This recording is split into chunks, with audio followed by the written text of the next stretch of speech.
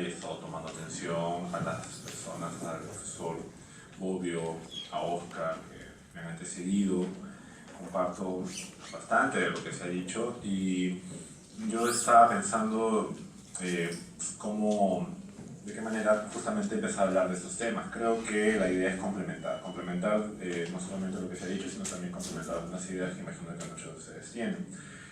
Y uno de los temas que a mí particularmente me parece importante para dar inicio a un debate en materia de derechos de pueblos indígenas es no olvidar que para entender el tema de los derechos de los pueblos indígenas y para entender la temática de los pueblos indígenas es necesario también entender cómo ha sido y cómo es la relación de los pueblos indígenas con el Estado. Creo que esa es una premisa interesante tomar en consideración, porque de alguna u otra manera eso nos permite ir viendo este panorama político, económico, social, en el que se han generado relaciones tensas, relaciones conflictivas, relaciones de dominación, en fin, formas de relación. Y creo que esto es clave también porque, y voy a salir un poco de la parte más práctica para hablar un poco más conceptualmente, quiero poner algunas premisas que comparto como ideas. Es que el Estado que conocemos, el Estado que podemos apreciar, tiene algún tiempo ya sostenido en una serie de teorías y discusiones, es un Estado que está asentado. Eso, bueno, esos términos, es un Estado que existe, que ya está dado y que es muy probable que se mantenga a través de un tiempo, pero es un Estado que ha sido diseñado, y utilizo la palabra de forma atrevida, monoculturalmente, y eso es algo que es importante tomar en consideración. El Estado no ha sido diseñado multiculturalmente, el Estado ha sido pensado, es un concepto fundacional que ha sido pensado de forma monocultural, ¿no? Ha sido pensado para que tenga una unidad, ha sido pensado para que tenga un territorio, ha sido pensado para gobernar un determinado pueblo, una determinada nación. Es decir, hay una idea muy fuerte de lo monocultural, ¿no? Y justamente esta forma de entender el Estado, este diseño del Estado que se plasma en normas, que se plasma en un derecho, que se plasma en políticas, que se plasma en formas de tomar decisiones, se ha encontrado con una realidad que no es monocultural, una realidad multicultural, ¿no? Siguiendo lo que indica y los autores han desarrollado.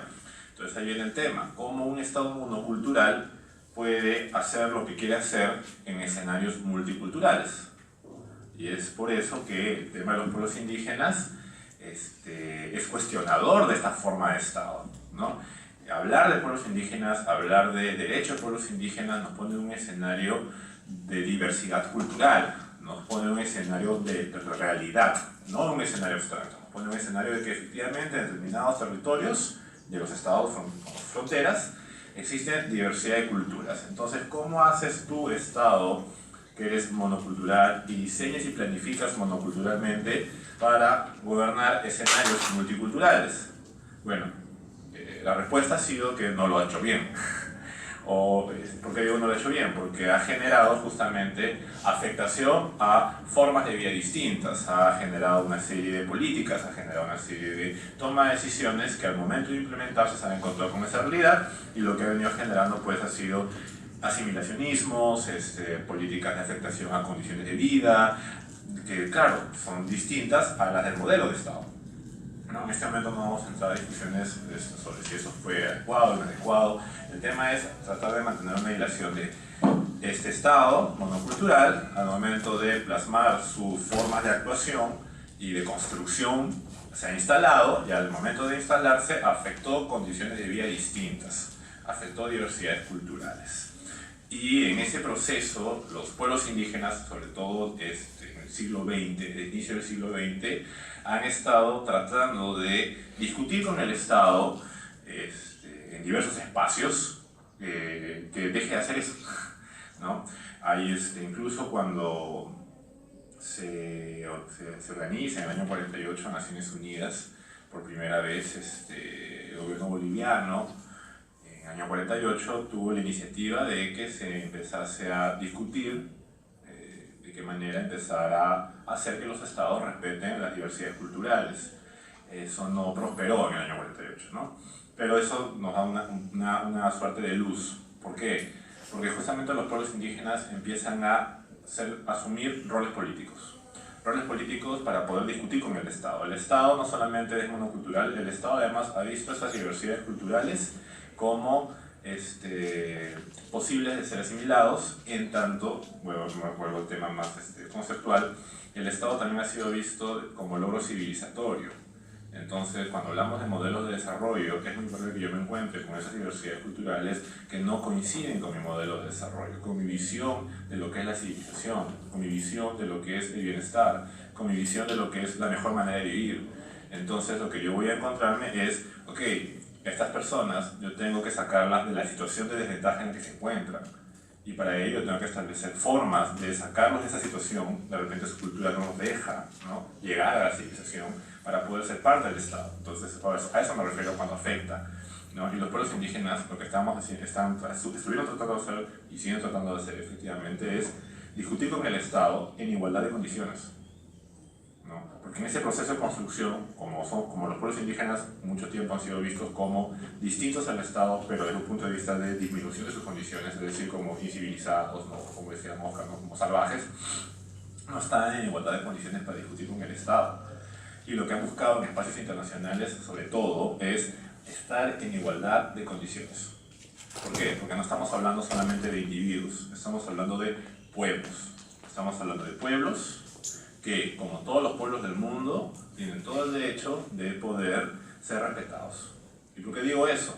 Porque justamente ese es el argumento para poder sostener el hecho de que los pueblos indígenas tienen libre determinación. O sea, los pueblos en el mundo se sostienen sobre el principio de libre determinación. Y los pueblos indígenas también. Entonces, desde el momento que se empieza a hablar de los pueblos indígenas, ya no solamente como grupos que existen, sino como diversidad cultural, como unidades, como colectivos, que efectivamente tienen una cultura y una identidad, y se reconoce la categoría de pueblo, sostenida sobre la base de la idea de la libre determinación, entonces ya empezamos a hablar de igualdad de condiciones. El pueblo, a mi pueblo, reconóceme tu Estado en igualdad de condiciones que el resto de pueblos del mundo, ¿no? Esa es claro, y ahí es lo importante, porque desde ese momento entonces ya la figura del Estado, ese Estado monocultural, que como hemos dicho históricamente se ha venido estudiando y fundamentando y construyendo, empieza a ser cuestionado. ¿Qué se empieza a cuestionar? La idea de soberanía, por ejemplo, ¿no?, la idea de unidad, la idea de ciudadanía.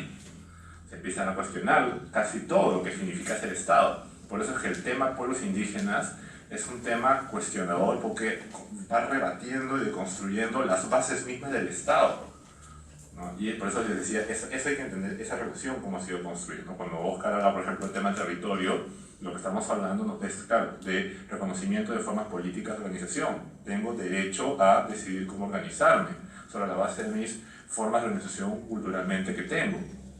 Entonces, eso rebate y cuestiona la propia idea de unidad del Estado. Es como yo, si soy el Estado y soy un Estado unitario y tengo una autoridad sobre todo mi territorio, puedo permitir que eso pase. Entonces, es el cuestionador, ¿no? Y justamente eso lo que, de alguna u otra manera, permite por lo menos sentar las bases para seguir discutiendo sobre la pregunta de ¿por qué es que los derechos de los pueblos indígenas no se cumplen? ¿O por qué es tan difícil que el Estado pueda garantizar los derechos de los pueblos indígenas? Porque se sigue, claro, pues si todavía se tiene un Estado monocultural y los derechos de los pueblos indígenas exigen estados multiculturales o que reconozcan diversidades culturales en su diseño, entonces ahí todavía estamos en un desfase, ¿no? Entonces todavía no hay respuestas para eso, pero creo que, y eso es muy importante, somos conscientes del cambio social que estamos viviendo. Entonces eso significa que, a diferencia de siglos atrás, nosotros, ustedes, los que estamos aquí y ustedes mismos también, podemos ser conscientes de que el cambio se está dando. El Estado necesita cambiar.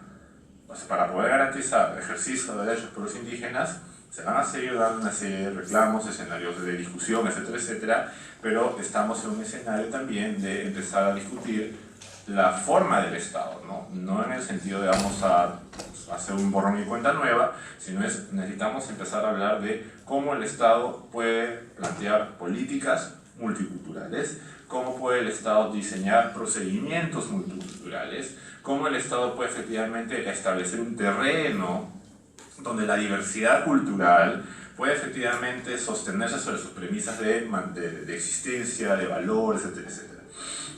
Creo que eso es clave. Y además eso va a la par con todo un tema de, entonces, ¿qué tipo de ciudadanía queremos? ¿Qué tipo de ciudadanos vamos a ser? Y ahí, solamente para presentar el panorama nuevamente, es empezar a discutir sobre si estamos o no generando condiciones para la interculturalidad, ¿no? Es decir, hablar de un Estado multicultural exige además, no solamente estas cuestiones políticas de decisión, empezar a discutir si la ciudadanía, ¿no? Si los ciudadanos y ciudadanas manejan una relación intercultural, ¿no? Si efectivamente existen condiciones para que esa interculturalidad, es decir, esta relación entre culturas, pueda darse y de qué manera. Entonces, eso es un contexto. Es un contexto, como lo que estamos presentando, en el que además el tema de los derechos humanos está ahí, ¿no? Voy a ponerlo en esos términos, ¿no? Los derechos humanos se encuentran en esta situación, ¿no? Son parte de ese contexto y son parte del momento en el que los pueblos indígenas empiezan a discutir sobre sus derechos. Y esto es importantísimo también tomarlo en consideración. El tema de los pueblos indígenas empieza a asumir este rol político tanto a nivel nacional e internacional, porque empieza a haber una suerte de simbiosis, voy a usar los términos gráficos, entre el discurso de derechos humanos y la temática de los pueblos indígenas. Y eso se da muchísimo, sobre todo en la década de los 70, cuando empieza a analizarse en los espacios internacionales, sobre todo en Naciones Unidas, en el espacio como la OIT, de cómo debemos considerar, cómo debemos tratar a los pueblos indígenas, ¿no? Y una serie de informes empiezan a publicarse y empiezan a generar recomendaciones, por ejemplo, una de las más importantes, que los pueblos indígenas son pueblos, como ya lo señalé, pero además que existe, ya te mencioné anteriormente también, esta idea de que el sujeto pueblo indígena, el sujeto de derecho pueblo indígena, no solamente es un sujeto individuo, es un sujeto colectivo. Entonces ahí reconoces tu categoría de pueblo. Entonces estamos diciendo, a este colectivo llamado pueblo, lo reconozco como sujeto de derechos. ¿Okay? Por eso ahí se vincula con los derechos humanos, ¿no? Y en tanto estamos hablando de sujeto de derechos, el Estado, cualquiera, ¿no? Debe obligarse a que esos derechos de carácter colectivo puedan ejercerse. Entonces, y eso es lo que impulsa, entre otras cosas, que se emita el convenio 169 de la OIT y luego con posterioridad la Declaración de Naciones Unidas de Derechos de los Pueblos Indígenas, es decir, marcos normativos que efectivamente recojan estas recomendaciones políticas para que efectivamente los derechos de los pueblos indígenas puedan efectivamente convertirse en pautas de actuación por parte de los estados. Entonces, por eso les digo, estamos viviendo esa situación de cambio social.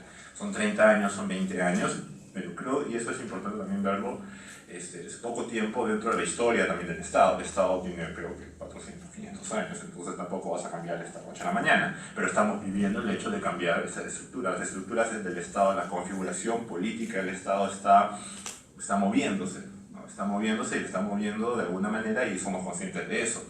Y eso desestabiliza y genera rechazo, genera conflictividad y genera pues que no encontremos respuestas a por qué es tan difícil consultar o por qué es tan difícil establecer si son indígenas o no, porque estamos viviendo el cambio. Y creo que eso es importantísimo tomar en cuenta. Para ir cerrando mi intervención, creo que uno de los temas que pueden servirnos para ir, digamos, encontrando más elementos de análisis para este escenario tan vivo en el cual estamos inmersos cada uno de nosotros, tiene que ver con entender que el tema de derechos humanos además no puede ser visto solamente a partir de cuestiones jurídicas, ¿no? Creo que el tema de derechos humanos implica empezar a hablar en términos de cultura de derechos humanos, ¿no? Hablar de condiciones de trato, ¿no? Y ahí me voy a basar en la propuesta de Rorty, en entender no solamente el derecho, el reconocimiento a la persona desde una cuestión de dignidad, sino de una cuestión de trato, cómo nos tratamos. Entonces es cómo pueden generarse condiciones de trato en escenarios multiculturales, es cómo tratar a la diversidad, cómo nosotros, en tanto diversos, somos capaces de tratarnos. Y es esa condición de discusión ciudadana, de interacción, que va permitiendo que se establezcan estas bases para la interculturalidad, ¿no? Cómo la diversidad es capaz de tratarse, ¿no? Cómo es capaz de establecer pautas que permitan efectivamente reconocimiento de esa diversidad en sí misma. Creo que me parece importante plantearlo a manera de generar discusión, debate, y creo que también compartir ideas y de ir complementando, como señalaba hace un rato, las ponencias que anteriormente me han precedido. Bueno, de mi parte, gracias.